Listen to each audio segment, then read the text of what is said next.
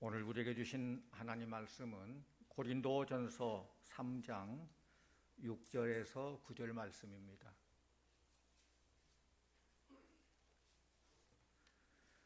나는 심었고 아볼로는 물을 주었으되 오직 하나님께서 자라나게 하셨나니 그런즉 심는 이나 물 주는 이는 아무것도 아니로되 오직 자라게 하시는 이는 하나님뿐이니라. 심는 이와 물 주는 이는 한 가지이나 각각 자기가 일한 대로 자기의 상을 받으리라. 우리는 하나님의 동역자들이요 너희는 하나님의 밭이요 하나님의 집이니라. 아멘. 이 시간 박현수 장로님 나오셔서 찬양을 하나님께 영광 돌리겠습니다.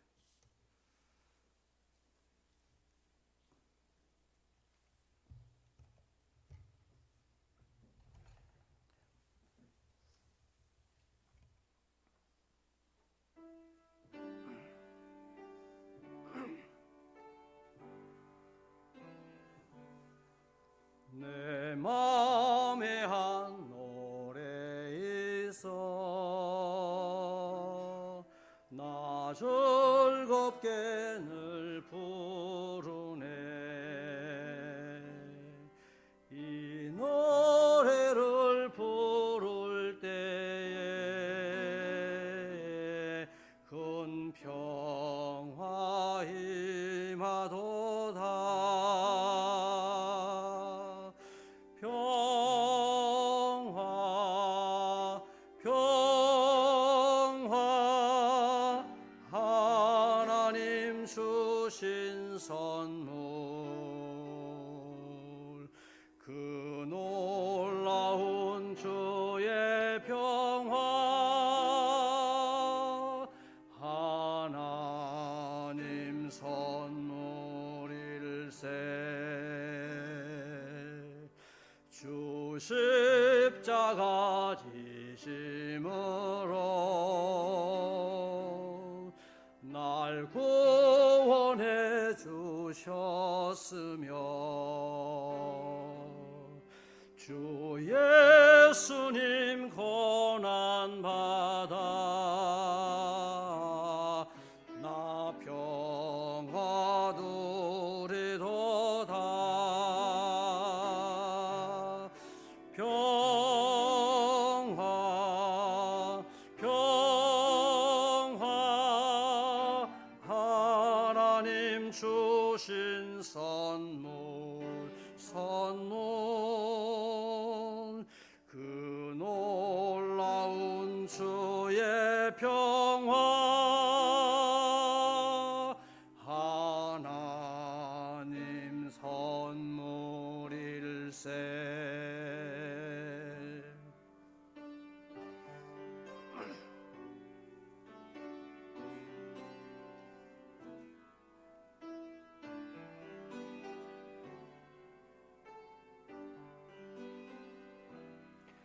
이 평화를 얻으려고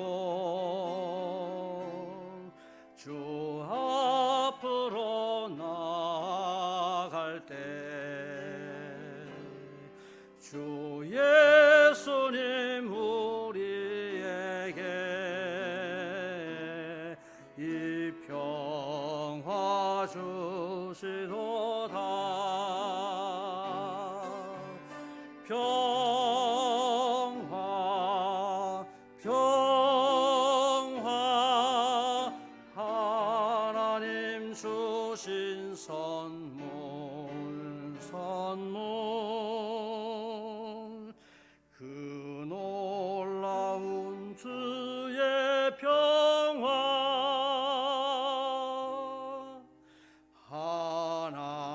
하나님 선물일세.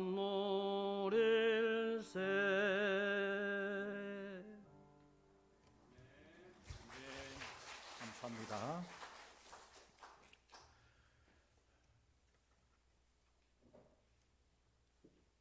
오늘 본문이 나온 고린도 전서는 사도 바울이 고린도 교회에 보낸 편지입니다. 당시 고린도 교회는 교인들끼리 베드로파, 바울파, 아볼로파, 그리스도파라고 말하면서 파당이 생기고 다툼이 일어났습니다. 영적 지도자의 이름으로 파당이 생겼다는 것도 부끄러운 일인데, 평화와 사랑의 근거인 교회가 불화와 분쟁으로 탈선하다 보니까 교회 안에 불협화음이 나고, 그러다 보니까 교회가 교회로서의 사명을 다하지 못한 그런 상황입니다. 고린도 교회가 파당이 생긴 이유가 무엇일까? 구체적 기록은 안 됐어요. 그러나 우리가 짐작할 수 있어요. 헬라 사람들은 본래 지식을 굉장히 높게 평가합니다. 그래서 헬라에는 철학이 굉장히 발달했죠. 지식을 높이 평가하고 철학을 발달하는 곳에는 늘 새로운 것을 추구한다는 것이죠. 새로운 것을 매우 좋아하는 사람들입니다. 사람이 새로운 것을 듣고자 하는 것은 나쁜 것이 아닙니다. 그러나 신앙생활에 있어서는 늘 새로운 것을 듣기 원하는 데서부터서 잘못 시작돼요. 아마도 베드로나 바울이나 아볼로 같은 이들이 복음을 전하는 것은 복음의 방향, 복음의 효과는 별 차이가 없을 거예요. 다 예수 그리스도 십자가 부활을 전했겠죠. 그러나 그 깊이에 있어서 다소 차이가 있으리라 짐작할 수 있는데, 이것은 그 교인들이 각자가 그렇게 생각했겠죠. 나는 베드로파다. 베드로야말로 예수님께 직접 교육받고 예수님 살아생전에 만나고 그런 분인데 베드로가 최고다. 나는 바울파다.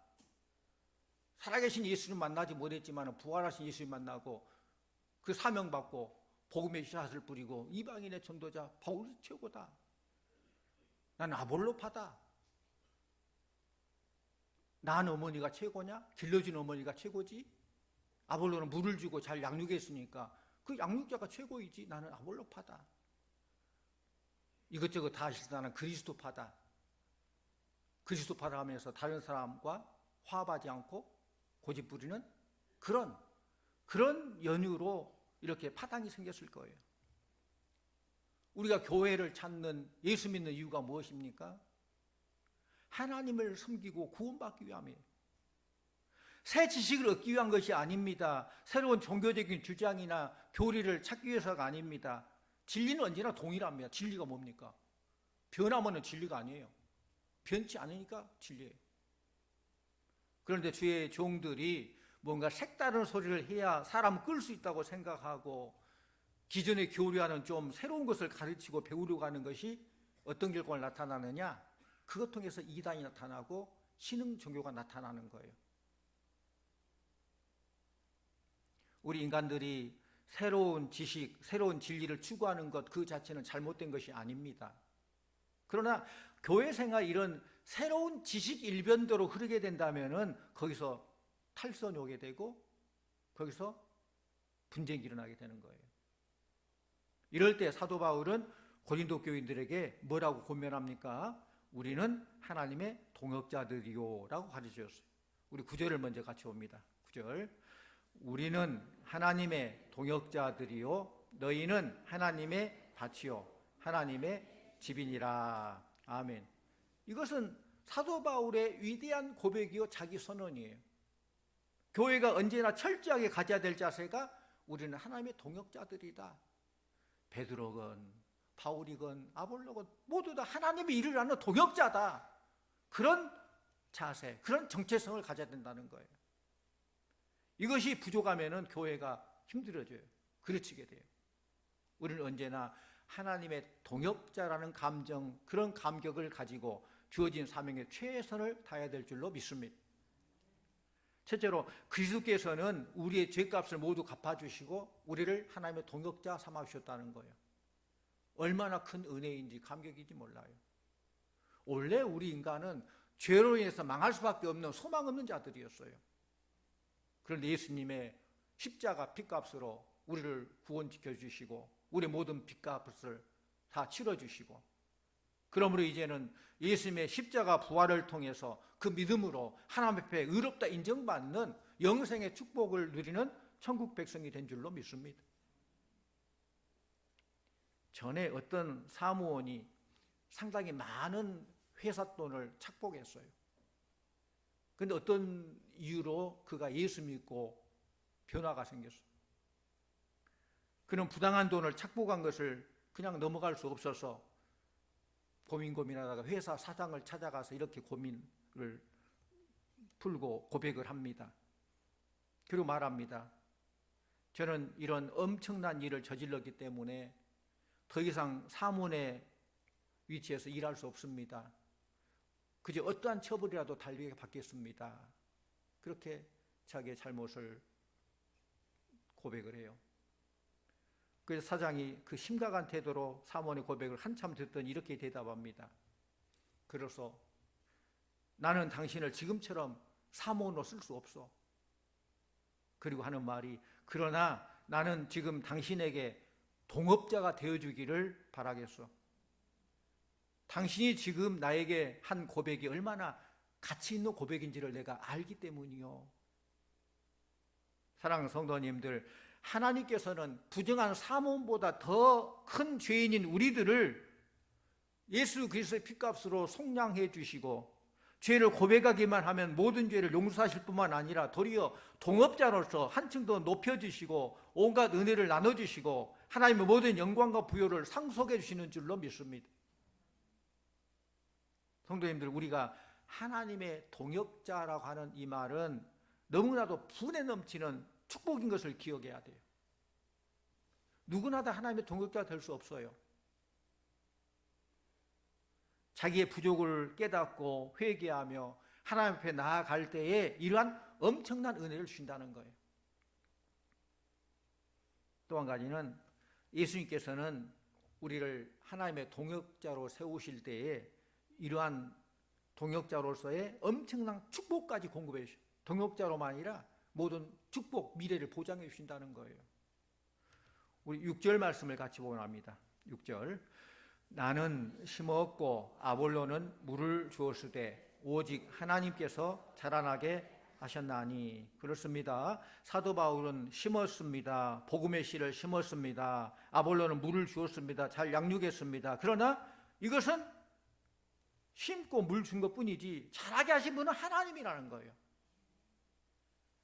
씨를 뿌리는 일, 물을 주는 일, 그 일도 하나님의 일이죠. 그 일도 하나님의 일이에요. 씨는 뭡니까? 예수님께서 비유로 말씀한 것처럼 천국 복음, 복음의 씨앗이에요. 밭은 뭡니까? 오늘 9절의 말씀처럼 우리의 마음밭이요. 우리의 마음밭에 씨를 뿌리는 거예요. 9절 말씀에 보면은 우리는 하나님의 밭이요 하나님의 집이라고 했습니다. 사람들의 마음이 곧 하나님의 밭이요 집이라는 말씀이에요. 농부는 씨를 뿌립니다. 어떤 씨를 뿌립니까? 농부가 씨를 만들어서 뿌립니까? 있는 씨를 뿌립니까? 있는 씨를 뿌리죠. 만들 수 없어요.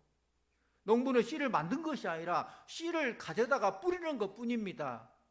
만약 복음을 그대로 전하지 않고 자기의 의견, 자기 주장, 자기 지식을 전하는 일에 급급한다면은 하나님 나라를 건설한 것이 아니라 자기 나라를 세워보겠다고 하는 것인데 그것은 하나님의 밭을 도둑질하는 거예요. 자기 사상, 자기 주장 아니에요. 복음의 씨를 뿌려야 되는 거예요. 식물이 자라게 하려면은 물도 줘야 돼요. 얼마나 감사한 거예요. 마른 대지에 이렇게 봄비를 주셨어요. 울진의 산불이 지금까지 진화되지 못하다가 이 봄비 때문에 이게 진화가 된 거예요. 식물이 자라려면 물을 줘야 되는데 이것이 무슨 말입니까? 하나님의 은혜를 받은 사람이 그 은혜를 남에게 나누어 주며 믿음과 생활을 잘 하도록 봉사하고 덕과 생활의 열매를 많이 맺도록 협력하는 것, 그것이 바로 물 주는 거예요. 씨만 뿌리다고 끝난 거 아니죠. 물도 줘야 돼요. 비가 와야 돼요. 비가 안 오면 물이라도 줘야 돼요. 씨앗도 물도 하나님이 주신 것이고 밭도 하나님의 밭입니다. 그러므로 우리 그리스도인들은 하나님께 주신 은총을 받아서 복음을 전파하면서 하나님 뜻이 이루어지도록 헌신하는 것뿐이에요. 그 위치에서 해야 될 만 하면 되는 거예요. 베드로는 하나님께서 명령을 그대로 순종하면 되는 거고, 바울은 그 밭에 씨를 뿌리면 되는 거고, 아볼로는 자랄 수 있는 물을 주면 되는 거고, 그렇게 할 때 이 모든 합력하여 선을 이룬다는 것입니다. 모두가 다 하나님의 동역자들이에요. 사랑하는 성도님들, 하나님께서는 우리들 각자에게 모든 것을 풍성하게 주셨습니다. 이것은 하나님의 동역자로서 하나님 일을 하라고 주시는 하나님의 은총이에요. 너 먹고 살고 편안하게 누려라 라고만 한 게 아니라, 물론 하나님 안에서 기쁨과 평안을 누리고 그렇게 해야죠. 그렇지만은 그걸로 끝나는 게 아니라 그걸 통해서 하나님의 동역자로서 일을 원활하게 하라고 물질도 주시고 건강도 주시고 시간도 주시고 가정도 주시고 각종 은사를 주셨다는 말씀입니다. 그러므로 인간은 그리스도를 통한 속죄의 은총을 믿고 전심전력해서 그 일을 감당해야 돼요. 이 땅에는 많은 창조물들이 있지만은 우리 인간만이 하나님과 대화할 수 있고 우리 인간만이 하나님과 교제할 수 있는 영적 존재입니다. 그래서 하나님 명령대로 살려고 노력하며 전심전력할 때에 위대한 하나님의 창조의 목적대로 우리가 살아가는 것입니다. 우리는 모두가 하나님의 동역자임을 다시 한번 기억하시기를 바랍니다. 예수님께서는 동역자에게 제2의 창조, 새로운 인격과 새로운 생명을 주시는 거예요. 동역자다만 하고 끝나버린 게 아니라 그에게 필요한 모든 걸 주시는 거예요. 하나님께서 창조하신 창조 원리를 보면은 물고기는 물속에서 살게 했고 식물들은 땅에 뿌리를 받고 살게 했고 새들은 공중을 날며 살도록 했어요. 모두 다 나면서부터 가지고 있는 그 요소대로 활동을 하게 되는 것입니다. 이것을 지키고 행하는 데서 하나님의 창조 섭리를 이루게 되고 또 이렇게 자발적인 활동을 할 수 있습니다. 사과나무에는 맛있고 좋은 사과 열매가 맺어져야 돼요. 장미에서는 아름다운 꽃과 향기를 풍기는 그런 예쁜 꽃이 피어야 돼요. 만약에 장미나무에서 사과가 열리기를 기대한다면 그건 불가능한 거예요. 100년을 기다려도 1000년을 기다려도 그럴 수가 없어요. 마찬가지로 거듭나지 않은 인간이 하나님 일을 하는 것은 기대할 수 없어요. 하나님 일이 영적인 일이에요. 하나님께 동역자 삼아주시고 그에게 감당할 수 있는 은혜 주시고 성령의 능력 주시고 그렇게 할 때에 영의 일은 영적인 힘에 의지해서 성령의 도우심으로 일을 감당해야 되는 거예요. 그러므로 예수님께서는 동역자를 만드실 때에 먼저 새로운 창조를 힘있게 하시고 그 일을 가능하도록 해주셨는데 특별히 이 일을 위해서 우리에게 성령님을 보내주신 줄로 믿습니다. 성령님은 우리에게 넘치는 힘, 위대한 사랑, 불변의 진리, 놀라운 능력을 내려주셔서 우리를 먼저 변화시켜 주시는 것입니다. 그리고 이렇게 변화를 받은 다음에는 놀라운 결실을 주시죠. 우리 예수님께서 이 땅에 오셔서 33년간의 삶을 사셨어요. 짧은 삶이죠. 우리를 구원하기 위해서 고난당하시고 마침내 마지막에는 십자가까지 지면서 우리의 모든 죄값을 다 치러주셨어요. 그 당시 예수님을 통해서 구원받은 사람도 상당히 있죠. 예수님께 직접 말씀 전하고 천국 보고 전함으로 전도하고 변화받아 구원 생명도 많지만은 그보다는 베드로나 그 외 사도들을 통해서 성령 충만하게 해주시고 그들을 통해서 하루에 5,000명, 3,000명 결신자를 얻게 해주셨다는 거예요. 성령의 능력으로 상상할 수 없는 기적과 승리를 보여주셨습니다. 그리스도께서는 우리에게 동역자로서 영광을 주시는 것입니다. 그 결과 더 좋은, 더 많은, 더 놀라운, 더 큰, 더 아름다운 결실을 동역자를 통해서 이루게 하신다는 것입니다. 인간은 부족하지만 성령의 능력은 매우 강력한 줄로 믿습니다. 인간 너무 부족해요. 지금 문명이 발달하고 과학이 발달하고 우주를 간다, 달나라를 간다, 화성을 간다 그렇지만은 코로나 바이러스 앞에 속수무책이 겸손해야 돼요. 별거 다 할 것 같지만은 비가 오지 않으니까 산불 진화할 수 없어요. 걷잡을 수 없어요. 지금까지 얼마나 많은 피해를 입고 일주일 넘게 그랬지 않습니까? 우리 인간은 그렇게 약해요. 그러나 하나님께서 하시면은 다 되는 줄로 믿습니다. 예를 들면은 문명의 혜택이 없이 무거운 짐을 움직인다 하면은 100명의 사람이 동원해서 일을 하는 것하고 현대 과학기술로 문명인이 스위치 하나 탁 눌러서 거뜬 일을 해결한 거하고 비교해 보십시오. 뭐가 더 잘 되겠습니까? 요즘 뭐 기계 토목공사할 때 포크레인이라고 보면 참 신기해요. 그게 한참 바라보게 돼요. 참 신기하다. 어떻게 그렇게 잘 만들었지? 탁 붓을 파서 내고 그 힘 있는 그걸로. 그런데 그거 없이 사람이 삽질한다고 봅시다. 몇십 명, 몇백 명이 삽질한 거하고 그 기계로 포크레인 스위치를 딱 눌러가지고 그냥 확 파는 거하고 같겠어요? 하나님을 떠난 인간의 힘으로 하는 것은 삽질이나 마찬가지고 성령 능력 받아서 하는 것은 포크레인 하는 것과 마찬가지예요. 인간의 힘으로는 수천 명의 힘을 합쳐도 별 힘이 되지 못합니다. 하나님의 동역자로서 하나님의 힘에 의지하여 움직이면은 놀라운 무서운 힘을 발휘하게 될 줄로 믿습니다. 하나님께서 동역자들이 그런 힘을 주신다는 것입니다. 사도 바울이 고린도를 전도할 당시 그 시대에 사회 악이 만연한 곳이에요. 정치적으로 폭력이 난무했습니다. 권력에 의해서 고의적인 악이 자행했던 그런 시대입니다. 이런 때에 하나님의 동역자가 없었다면 인간의 힘으로 무엇을 할 수 있겠습니까? 그러나 성령의 능력을 받아서 하나님의 나라를 건설해 나갈 때에 인간이 변화되고 사회가 변화되고 세상이 새롭게 되어지는 것입니다. 우리 세상이 어둡다 힘들다 그렇게 말도 하지만은 그러나 우리가 먼저 성령 충만해서 변화되고 주님 주신 사명을 감당해 나갈 때 이런 놀라운 변화가 일어나게 될 줄로 믿습니다. 마지막으로 하나님은 하나님의 동역자에게 아주 충분한 보수, 충분한 상급을 주신다는 것입니다. 씨를 뿌리고 물을 준 다음에 오는 것은 뭡니까? 결실이죠. 열매입니다. 하나를 심었는데 수백, 수천 개 달하는 많은 열매, 놀라운 대가를 받게 된다는 말씀입니다. 우리 그리스도인들은 영원한 나라를 위해서 많은 심령을 거두는 농부들입니다.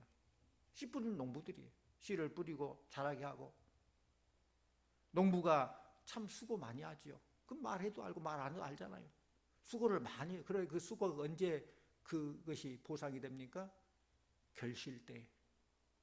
결실이 엄청나게 날 때 그 모든 것이 보람이 나고 그 수고가 다 회복이 되는 것입니다.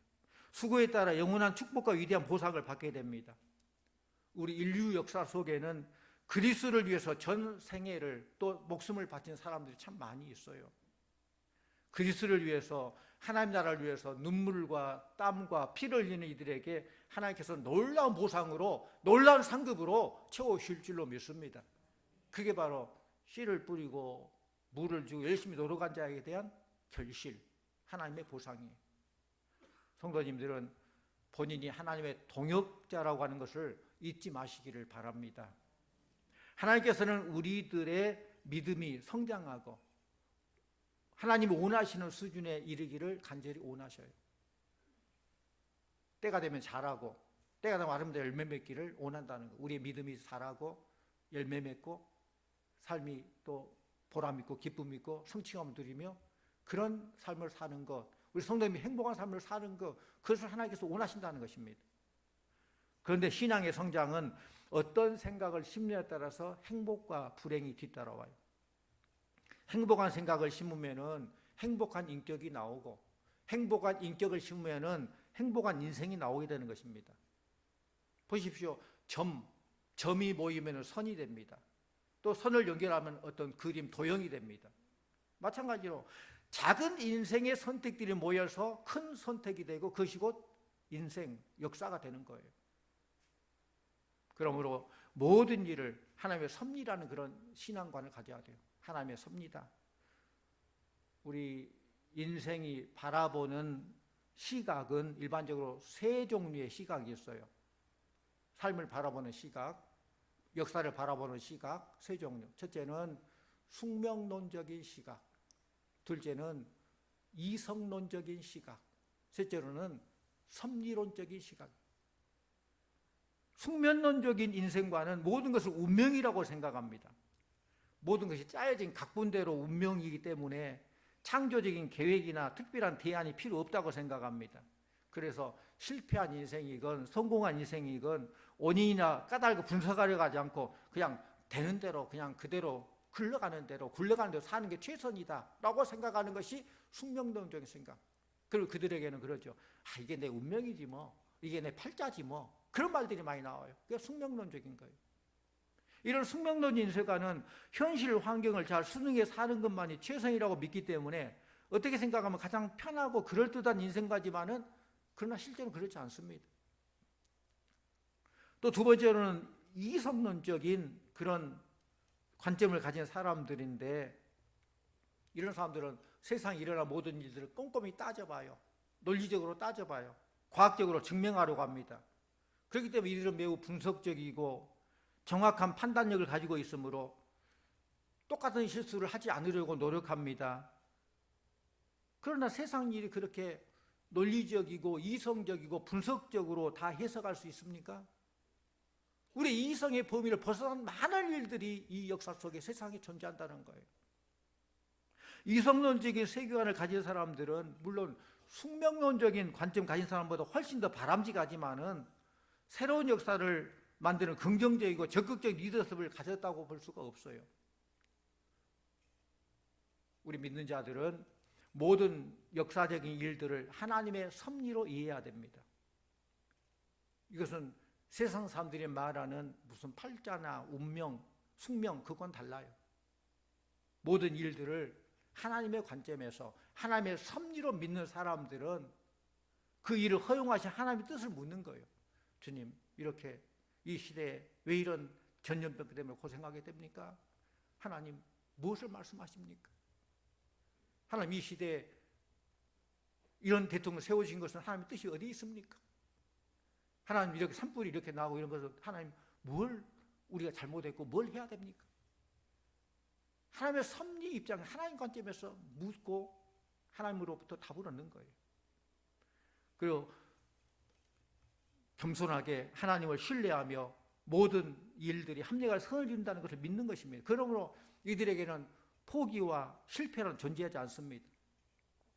실패가 아니라 성공을 위한 역량과 전략을 위한 재충전의 기회로 보는 것이죠. 이런 사람들은 고난과 역경이 무엇인지를 알고 인생의 참된 의미를 말하면서 신앙 성장의 발판 위에 굳게 서 있는 사람들이에요. 사랑하는 성도님들, 우리들의 방황과 불행은 하나님의 뜻을 알지 못한 데서 오는 거예요. 하나님의 뜻을 안다면 방황할 일이 뭐가 있습니까? 잘 되면 잘 된 대로 감사하고, 어려우면 어려운 데서 하나님의 뜻을 알고 겸손하고 낮아지고 그 뜻대로 순종하며 나가면 되는 거예요. 방황하지 않습니다. 하나님의 뜻을 찾지 못한 풍랑을 만난 상태에서는 뭘 해야 되느냐? 기도해야 되죠. 하나님은 하나님의 뜻을 구하고 찾는 자들에게 세상을 이길 수 있는 힘을 주시는 줄로 믿습니다. 구약의 다윗을 보면은 항상 하나님께 기도하는데 어떤 기도를 하느냐? 하나님께 묻는 기도를 해요. 우리는 기도는 달라는 기도하죠. 다윗은 묻는 기도를 해요. 하나님 어떡할까요? 그래서 하나님께서 응답해 주셔요. 마음에 감동을 주셔요. 그럼 더 구체적으로 하나님 그래요, 감사합니다. 그런데 이렇게 하려면 또 이게 또 문제네요. 이건 어떻게 할까요? 하나님께 또 이렇게 또 문제 답을 해야죠. 아 그래 하나님, 그럼 또 이건 어떻게 할까요?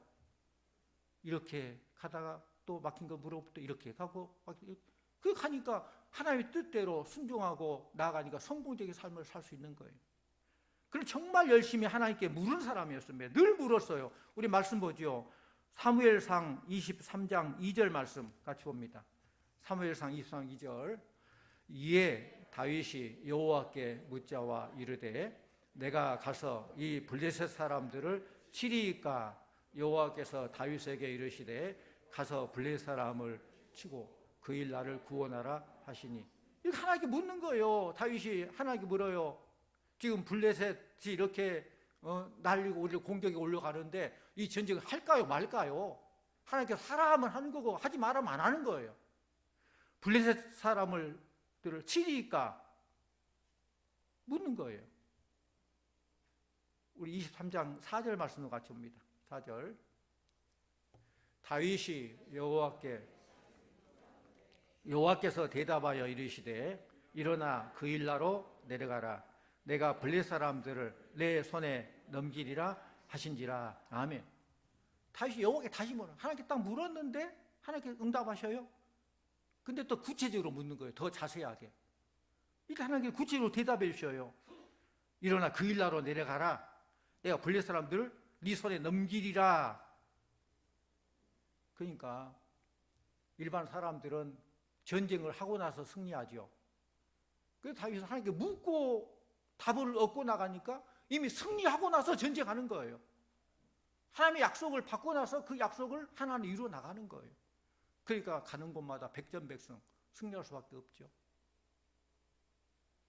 우리도 늘 하나님께 묻고 그 말씀대로 순종하며 말씀대로 나아가면서 하나님의 뜻을 이루는 우리 성도님들 다 되기를 원합니다.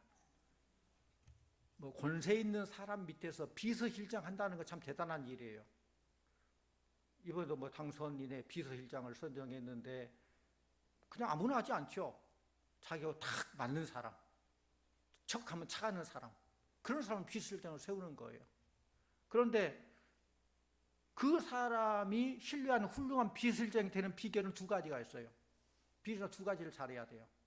첫째는 모든 영광을 상관에게 돌려야 돼요. 자기가 가르치면 안 돼. 모든 영광을 상관에 돌리고, 두 번째로는 아주 작은 일이라도 물어봐야 돼요. 그래야지 안 물어보고 자기 마음대로 해버리면 모든 게 어긋나고 문제가 커져버려요. 하나님께 상급받는 신앙 성장의 비결도 마찬가지입니다. 모든 영광은 하나님께 돌리시기를 바랍니다. 매우 작은 일이라도 하나님께 물어보는 것이 올바른 신앙인들의 삶의 자세예요. 하나님께 영광 돌리고 자주 물어봐야 돼요. 하나님께 묻는 방법은 여러 가지 있겠죠. 기도를 통해서 묻는 방법도 있고, 주의 종을 통해서 묻는 방법도 있고, 조용히 성경 말씀을 묵상하면서 응답받는 그런 방법도 있을 것입니다. 어떤 방법이든 하나님께 자주 물어봐야 돼요.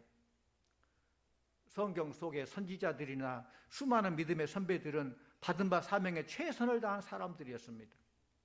그들은 어떤 일이건, 그 일이 씨를 뿌리는 일이건 물을 주는 일이건 영광을 드러내는 일이건 또 보이지 않는 곳에서 수고하고 땀 흘리는 그런 일이든 매사에 충성과 온유와 절제로 최선을 다할 때에 그 믿음이 성장하고 큰 상급을 받게 될 줄로 믿습니다.